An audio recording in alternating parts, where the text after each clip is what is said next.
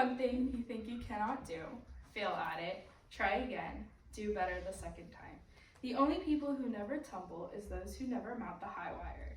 This is an inspirational quote by Oprah Winfrey that I try my very best to live by each and every day. You should keep listening because Oprah is who I believe to be a very inspirational woman. Her greatest accomplishments were her talk show, being a generous philanthropist, and opening a school for impoverished girls in South Africa. First, I will share about Oprah's talk show and how it started. Before her talk show, she was an aspiring actress in the film The Color Purple, where she played the role of Sophia. She later won an Oscar nomination for Best Supporting Actress. She later went on to host a successful AM talk show. Her friend and movie critic Robert Ebert persuaded her to go for it. This is how the Oprah show started coming to life. Fast forward a few years, Oprah has now forecasted Barack Obama's presidential career. Obama was her favorite senator and hoped he would run for president. In the article 10 Major Achievements of Oprah Winfrey, author Arun states, after Obama announced his candidacy for presidency of the United States, Winfrey held a fundraiser on September 8, 2007 at her Santa Barbara estate and raised several $1 million. In December of 2007, she made her first campaign appearance for him, drawing a crowd of 30,000 people, the largest for any political event of 2007.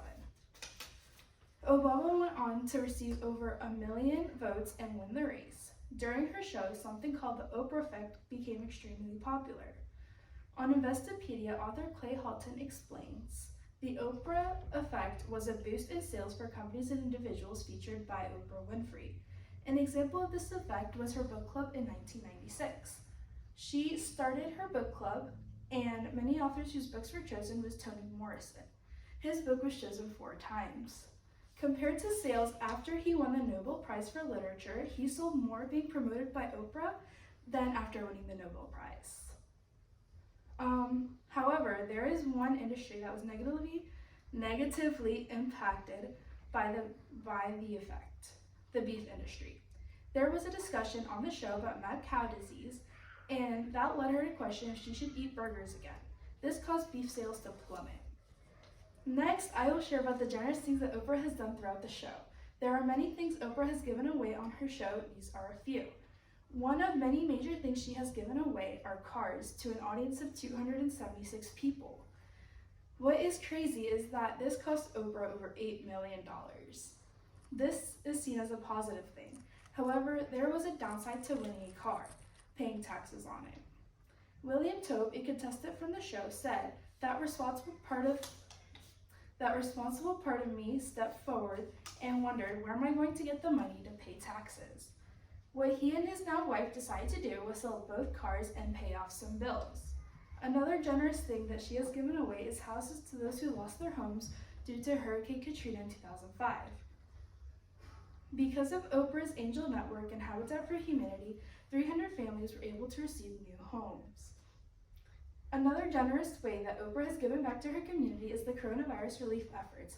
In an article by Jennifer Taylor, it states that in April 2020, she announced her plans to donate over $10 million to assist Americans in need. This included a $1 million donation to America's Food Fund, as well as an undisclosed amount to Minnie's Food Pantry in Texas and the Boys and Girls Club in Mississippi. One other way she gave back to her community was to give out scholarships and such for those entering college. Jennifer Taylor was also stated, in 2019, Winfrey revealed her charitable foundation was pledging $5 million to Pathways to College. Oprah has also developed an after-school program and helped nearly 4,000 students get accepted into college. Now that I have shared ways Oprah has given back to the community, here's one way she truly outdid herself. She opened a school in South Africa for impoverished girls, something I believe is one of the greatest things she has done. Oprah's past played a big role in opening a school for impoverished girls in South Africa. Oprah was born in Mississippi in 1954. She lived with her grandmother while her mom moved up north to find a stable job and housing. Oprah's grandmother would beat her for the slightest reasons, such as dropping a glass cup or spilling water. The long-term impact of being whooped, then forced to hush and even smile about it, turned me into a world-class people-pleaser for most of my life, says Oprah. When she turned 6, her grandmother could no longer take care of her, so she moved in with her mom. She was forced to sleep on the porch. When she was 9, her 19-year-old cousin raped her. Her uncle and family friends started doing it as well. As a result of all of this, she became pregnant at 14. Her mom found out and decided to put her in a girls' detention center. Oprah stated, "I remember having a moment thinking, now I'm officially a bad girl. And I think to myself, sitting there waiting to be processed, that I really don't belong here." Fortunately for Oprah, they did not have sufficient room. Her mom sent her to her dad, and for the first time in her life, she was in a stable home. Unfortunately, when Oprah delivered the baby, he passed away. Her history led her to be inspired to open a school for impoverished girls so that they don't have to go through what she did. I wanted to give this opportunity to girls who had a light so bright that not even poverty could dim that light.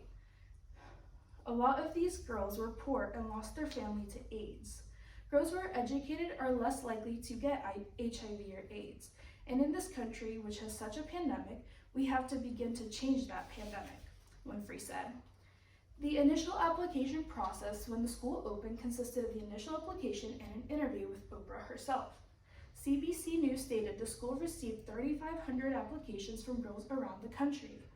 It accepted 152 students to start, but will eventually take 450. Years later, one of the first girls who attended the school graduated with a PhD, Lindewe Soap. From CNBC, Vicki McGeever stated, Soap graduated in 2012 and then enrolled at South Africa Rhodes University in 2013, where she completed an undergraduate and master's degree, along with her PhD in sociology. While earning her PhD, she had to lecture a class on undergrads about going to be received, especially as a young Black female. Soap says she felt her life had come full circle in lecturing the class in which was once a student. In conclusion, Oprah Winfrey is who I believe to be the most influential person of all time. Today, you have learned 3 of her greatest accomplishments: her talk show, her being a generous philanthropist, and opening a school for impoverished girls in South Africa. No matter where you are on your journey, it is exactly where you need to be. The next road is always ahead.